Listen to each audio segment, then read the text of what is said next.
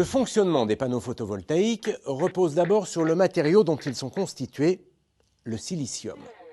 C'est un élément que l'on retrouve en abondance sur Terre puisqu'il est extrait de la silice contenue dans le sable. Le silicium a une propriété indispensable à la production d'électricité, c'est un semi-conducteur. Attention, ce n'est pas le seul matériau semi-conducteur qui existe sur Terre, mais actuellement, c'est celui qui a le plus la cote. Ça va, pas la peine de rajouter non plus. Revenons à la fameuse propriété du silicium. Comme toute la matière qui nous entoure, le silicium est constitué d'atomes. Un atome, c'est un noyau de particules autour duquel gravitent des électrons, des charges négatives. Quand les panneaux photovoltaïques sont exposés à la lumière, les électrons du silicium s'agitent dans tous les sens. Ils passent d'un atome à l'autre. Pour autant, ça ne fait pas un courant électrique. Un courant électrique, c'est une circulation d'électrons dans un sens bien précis.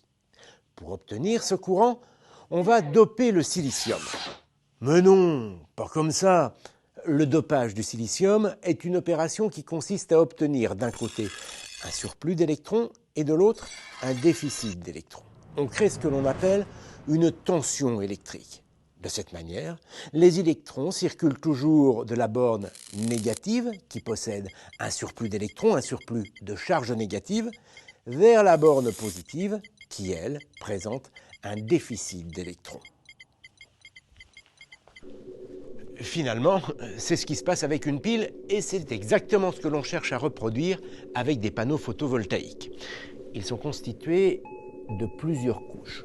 Sur la couche exposée à la lumière, on a ajouté du phosphore, autrement dit, un matériau dont les atomes possèdent davantage d'électrons que ceux du silicium.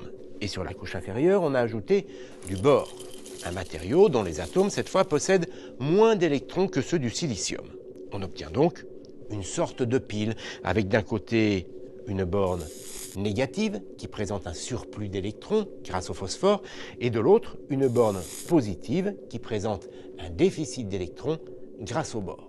Il suffit ensuite de relier les deux bornes avec un fil conducteur, de placer sur ce fil une ampoule par exemple, et dès que le soleil vient frapper les panneaux, les électrons du silicium se mettent à circuler en alimentant au passage l'ampoule. On obtient un courant électrique. L'avantage, c'est que c'est inépuisable. Dès que le soleil brille, les panneaux photovoltaïques se mettent à produire du courant électrique. Vous l'avez compris, avec les panneaux photovoltaïques, ce n'est pas la chaleur du soleil que l'on recherche, mais son rayonnement. Voilà pourquoi le photovoltaïque est une solution parfaitement adaptée quel que soit l'endroit où l'on habite en France. Certes, la couverture nuageuse va diminuer le rendement des cellules photovoltaïques, mais malgré la présence des nuages, elles vont continuer à produire de l'électricité.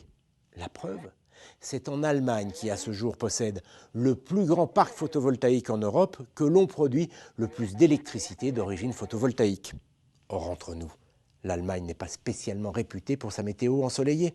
Bref, vous l'avez compris, le photovoltaïque, ça marche.